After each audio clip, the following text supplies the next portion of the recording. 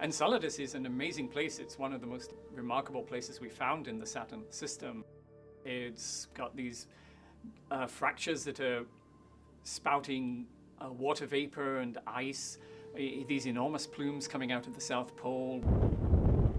The geysers on Enceladus are actually quite a lot like Old Faithful geyser or other geysers in Yellowstone National Park that we're familiar with. In fact, the total amount of material coming out of Old Faithful in one of its eruptions is similar to the amount of material that comes out of the geysers on Enceladus.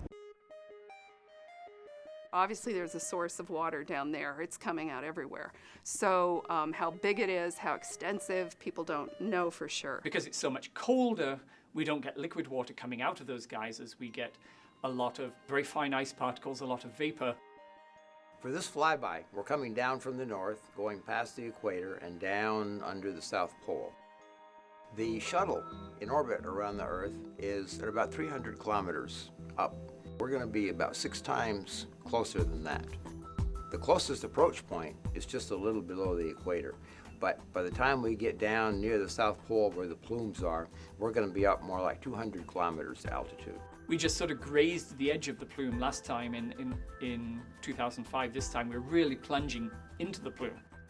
The measurements made by the instruments will certainly lead to understanding the interior, how extensive the water source is, what processes are forming this geyser. We'll really be tasting the plume, taking the material from the plume into the instruments on board the spacecraft and analyzing them. How risky is it to be flying through this part of the plumes? The particles are very small, micron-sized particles. None of the big particles can get lofted by the plumes to be as high as we're going to be. So the scientists are repeatedly assuring us that environment is just not a threat.